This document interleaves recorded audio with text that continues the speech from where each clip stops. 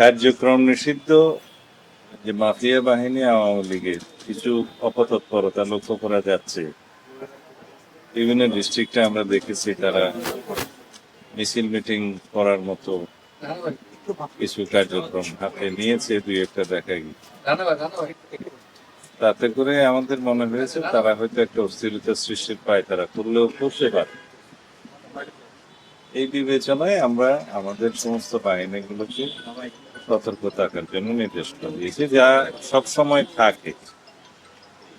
তার বাইরে আমরা আজকে থেকে 30 তারিখ পর্যন্ত আমাদের সেনা সদস্যদেরকে আবার ইনএইড টু সিভিল পাওয়ার আমরা আইন মোতাবেক এই Dhaka metro, Chittagong metro, Narayanganj, Gazipur metro এবং এর বাইরে দুটো জেলা, তাতে আমরা ডিপ্লয় করেছি যাতে যে কোনো রকমের অপতৎপরতা অ্যাড্রেস করা যায় ইনএইড টু সিভিল পাওয়ার। এইটুকু।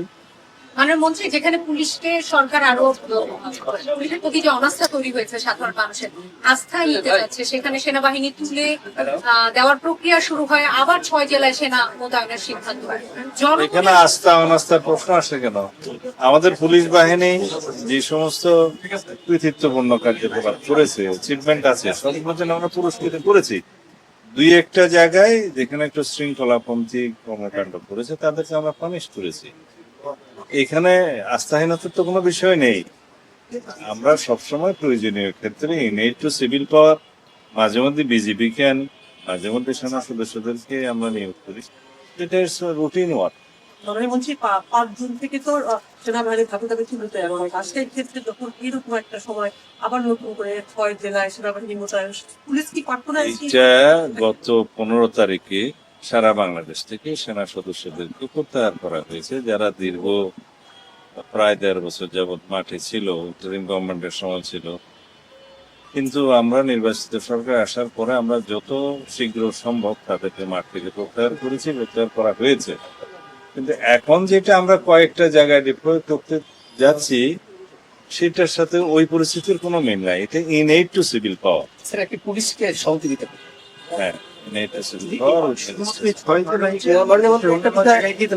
আশঙ্কা নেই। না না, আমরা মনে করেছি কোন কোন জায়গায় তাদের অপতৎপরতা বৃদ্ধি পেয়েছে, আমাদের ইন্টেলিজেন্স রিপোর্টের ভিত্তিতে আমরা সেটা করছি। এটা শুধু নয়, আরো কিছু বিষয় আছে, আমি এখানে এগুলো পাশ করতে চাই না।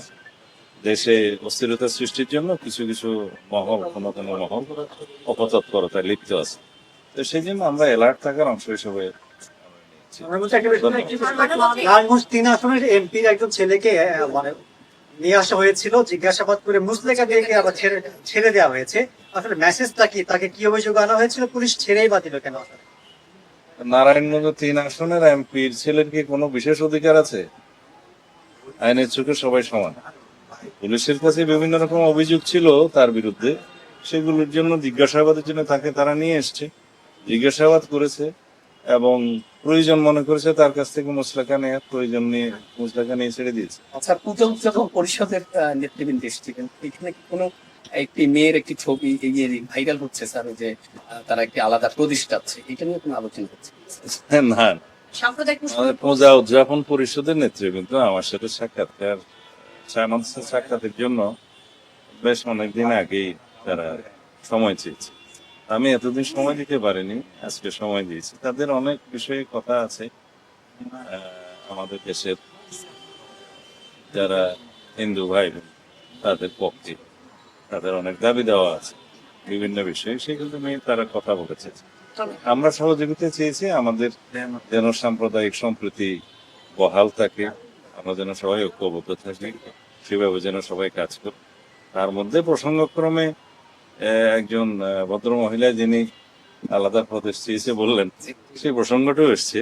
আমি বলেছি হয়তো তার স্লিপ অফ টাং হতে পারে, তাকে যেন সেই মেসেজটা দেয়া হয়।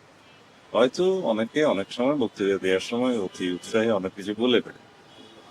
প্রধানমন্ত্রী 11 দলের আগামী সমাবেশ দেখছে 11 দল তারা আজকে, এবং তারা বলেছে যে ইন্টারিম সময়ে যে আইন শৃঙ্খলা ছিল তার চেয়ে অনেক বেশি খারাপ হচ্ছে এই সব সময়। প্রশ্ন একজন করে কেন? তোমরা কি প্রশ্ন সব প্রশ্ন এই প্রশ্ন একটু cancel হ্যাঁ। করুন। এখন তারা বলছে ইন্টারিমের সময় থেকে গুম খুন আমাদের দেশে বেশি হয়েছে 11 দল এবং জামাতের যে সেক্রেটারি তিনি বলছেন যে আসলে ইন্টারিম গভর্নমেন্ট থেকে এই সময়টাতে আরো আইন শৃঙ্খলা সত্যিকার ডাটা, তথ্য, রিপোর্ট সবকিছু বিশ্লেষণ করে দেখুন, বিগত যে কোনো সময়ের তুলনায় অন্যান্য বৎসর এবং মাসওয়ারি অপরাধ চিত্র আমাদের এই সময়ে অনেক কম।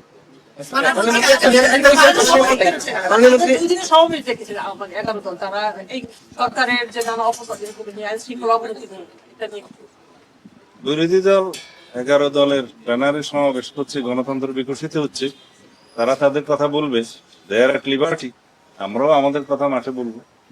মন্ত্রী পরামর্শ একটা মন্ত্রী বিষয় হিসেবে আপনি কালকে আওয়ামী লীগের প্রতিষ্ঠাবার্ষিকী আপনি কোনো বার্তা দিবেন কিনা সাধারণ মানুষের আওয়ামী উদ্দেশ্যে? লীগ নামে কোনো সংগঠন তো নাই। নিষিদ্ধ কার্যক্রম নিষিদ্ধ, হ্যাঁ, কোনো বার্তা দিবেন কিনা?